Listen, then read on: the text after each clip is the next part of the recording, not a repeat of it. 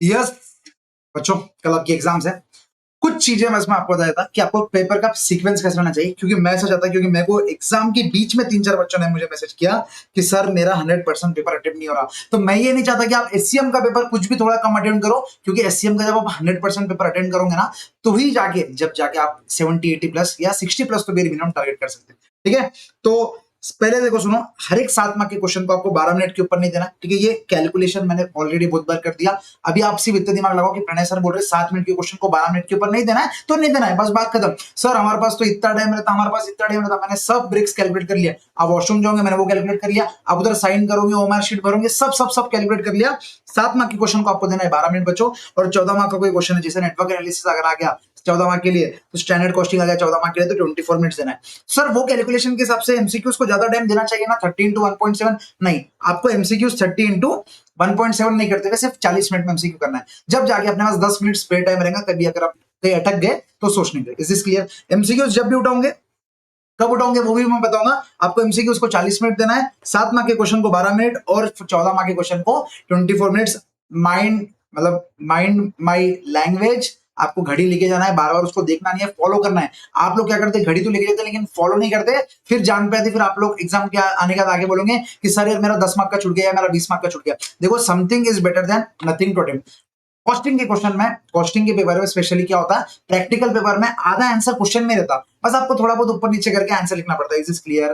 Clear है क्या? चलो आप आ जाओ, देखते हैं कि सर सीक्वेंस क्या होना चाहिए। सर सबसे पहले ये आपका, मेरे को लगता है एक्सपेक्टेड पेपर कल का रहने वाला है। पहला आपको एमसीक्यू आएंगे 15 मार्क के, डिसीजन मेकिंग टेक्निक। अब इसमें से भाई ऑब्वियसली इसमें बहुत छोटे छोटे सब टॉपिक्स है, उसमें से कोई भी आ सकता है, उतना प्रिडिक्शन मैं नहीं कर पाऊंगा या कोई भी नहीं कर पाएगा। थर्ड है ट्रांसफर प्राइसिंग, जो आपकी चलता है 3P 1 सेकंड ये। फोर्थ है, ये बार ज्यादा चांसेस है, ठीक है, वापस से मेरे लैंग्वेज को सुधार लेता, ज्यादा चांसेस एबीसी आने के। हाँ, हालांकि थ्रूपुट अकाउंटिंग नहीं आएगा क्योंकि लास्ट टाइम में आ गया। हाँ, जीआईटी का 7 मार्क का लाइक क्वेश्चन बन नहीं सकता, इसलिए मेरे हिसाब से वो लोग एबीसी देंगे। ठीक है, लेकिन फिर भी आप जीआईटी एक बार देख लेना। ठीक है, लास्ट मोमेंट पे ये वीडियो से अब कोई भी इन्फ्लुएंस मत हो जाना, यार सर ने बोला कि जीआईटी आ सकता है तो मैं देख लूं। अभी तक आपने नहीं देखा, कोई बात नहीं है, आपकी ऑलरेडी माइंड में प्लानिंग होंगी, मैं ये अटेम्प्ट नहीं करने वाला हूँ, ये नहीं करने वाली हूँ। तो ऐसे कोई भी क्वेश्चन पे ये वीडियो से इन्फ्लुएंस मत हो जाना और प्रेशर मत लेना, ये मैं सिर्फ बता रहा हूँ। ठीक है सर, 4B थियरी मेरे हिसाब से तो अपने ही कर लिया होगा। Sir 5B standard costing, 6A मुझे लगता है ये बार असाइनमेंट आएगा, 2 अटेम्प्ट से नहीं आया। Simulation as usual. Network analysis last time नहीं आया, ये बार 100% नेटवर्क एनालिसिस आने के चांसेस है। हाँ, अगर ये 7-7 मार्क के आ गए तो यहाँ पर नेटवर्क एनालिसिस 7 मार्क का, एक तो लर्निंग का 7 मार्क का या एलपीपी 7 मार्क का आप एक्सपेक्ट कर सकते हैं। सर 8A में मैक्सिमम इनमें कंफर्म, इसके अंदर कंफर्म। अब सर चलते हैं सीक्वेंस के ऊपर। सर सबसे पहले आपको क्वेश्चन नंबर 6 चालू करना है, आपको बता रहा हूं। क्वेश्चन नंबर 6A और क्वेश्चन नंबर 6B, ये दोनों भी आपको दिखा दिखाए भाई क्वेश्चन रहेगा। अगर असाइनमेंट नहीं आया तो इसके बदले ट्रांसपोर्टेशन आ जाएगा या लर्निंग करवा जाएगा, लेकिन ये क्वेश्चन नंबर 6 स्कोरिंग पार्ट रहेगा और आपका बहुत जल्दी हो जाएगा, क्योंकि इसके फॉर्मेट स्टडी है, आपके दिमाग में इसके फॉर्मेट स्टडी है। तो क्वेश्चन नंबर 1 आपका ये रहेगा। सर एमसीक्यूज पहले कर लेते ना? नहीं, मैं आपको बता रहा हूं, वो सुनते चलो।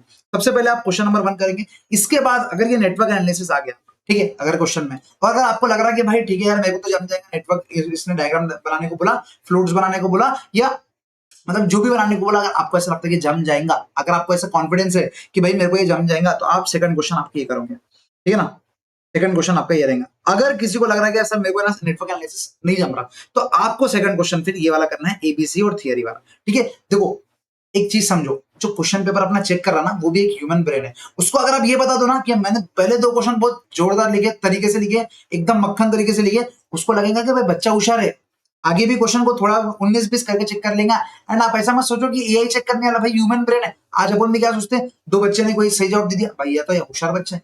ठीक है ना, आप अपने ऐसा सोचते तो वो क्या क्वेश्चन पेपर चेक करने वाला ऐसा नहीं सोचेगा। तो अपने को क्या करना है, सबसे पहले 2 क्वेश्चन जो आप देंगे ना, वो एकदम सटीक रहने को ना, कि मतलब हाँ भाई इसमें से 7 में से 7, 7 में से 7, 14 में से 14 चाहिए। ठीक है, अगर आपके 2 क्वेश्चन सही चलेगा ना, बाद में पेपर बहुत इजी चल जाएगा, आपके मन में भी कॉन्फिडेंस आ जाएगा और क्वेश्चन पेपर जो चेक कर रहा है उसके मन में रहेगा कि भाई बच्चा होशियार है। सर नेक्स्ट, अगर मैक्सिमा मिनिमा का लप्पा क्वेश्चन आया, जो अपन ने कंसेप्ट वीडियो में देखा, और आपको ऐसा लग रहा है कि यार मेरे से ना ये जम जाएगा, जम जाएगा, समझो आप, जम जाएगा, देखा देखा क्वेश्चन है, एंड 85 to 90% चांसेस है वैसे ही क्वेश्चन आएगा। हाँ, अगर जम जाएगा और बिजनेस फोरकास्टिंग में आपका अगर जमता, तो थर्ड क्वेश्चन ये उठा।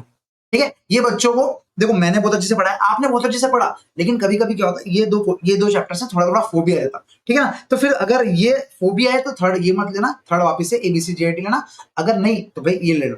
तो मेरे हिसाब से जिस बच्चों ने भी क्यूटी अच्छे से किया, तो पहले 3 क्वेश्चन तुमने ये करने को ना, इसके बाद अपन आएंगे एमसीक्यूज के ऊपर। ठीक है, तो 3 क्वेश्चन अपने अच्छे से हो जाएंगे। 3 into 14 42 मार्क्स का जब अपना पेपर हो जाएगा सर, 3 क्वेश्चन को हमने कितना टाइम देना चाहिए? 42 into 1.7 72 मिनट्स में आपको हो जाना चाहिए, मतलब 70 मिनट्स के आसपास, मतलब 1 घंटा 10-15 मिनट के आसपास आपके 3 क्वेश्चन हो जाने चाहिए। एंड आप एक चीज समझो, मैं एग्जाम के एक दिन पहले जब इतने बार आपको मिनट्स बोल रहा, दिस इज बिकॉज कि बहुत बच्चों के बाद में बोलते हैं कि सर पेपर अटेंड नहीं हुआ पूरा। पेपर क्यों नहीं अटेंड हुआ पूरा? यही रीजन की वजह से, क्योंकि आप स्टार्टिंग मिनट से आप स्पीड लिखने की कोशिश नहीं करते। आपको ऐसा लगता है यार लास्ट में स्पीड में लिख लेंगे, अरे भाई पहले से स्पीड मेंटेन करो। लास्ट में कुछ ना कुछ थियरी में लिखे होंगे, 2-3 मार्क मिल जाएंगे, वो 2-3 मार्क में आपका सेट ऑफ या एग्जामेशन या एग्रीगेट निकल जाएंगे। This is clear sir. उसके बाद क्वेश्चन नंबर ये होने के बाद फिर देखना standard costing. Standard costing most probably आपको सबको जम जाएगा, ये बार इजी क्वेश्चन आने वाला है, मेरे इंस्टीट्यूट से बात होगी। अगर वो जम गया तो बहुत बढ़िया, अगर आपने क्वेश्चन नंबर 5 आपको वो करना चाहिए।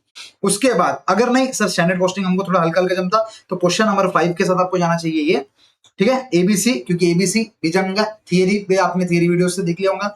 एंड क्वेश्चन नंबर 6 ये रहना चाहिए आपका। सर मोस्ट प्रोबेबली आपने क्वेश्चन नंबर 2 और क्वेश्चन नंबर 3 किसमें छोड़ना चाहिए? ऑप्शन में छोड़ना चाहिए।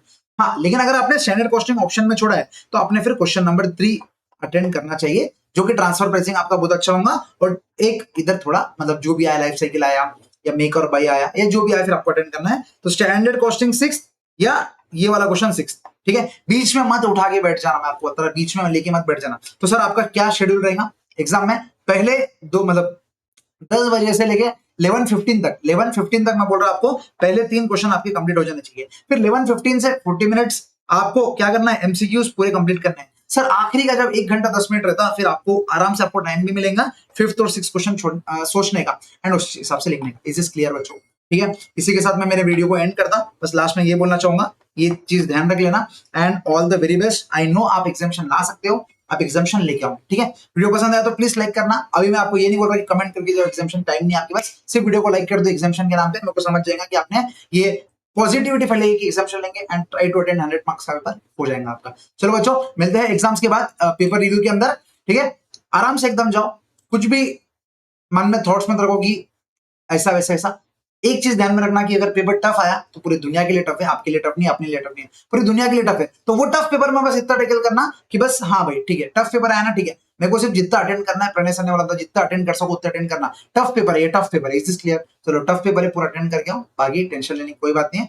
हम आप आपने पढ़ाई की, आप लोग पास हो जाओ। चलो बच्चों, ऑल द वेरी बेस्ट। मिलते हैं एग्जाम्स के बाद पेपर रिव्यू में। बाय।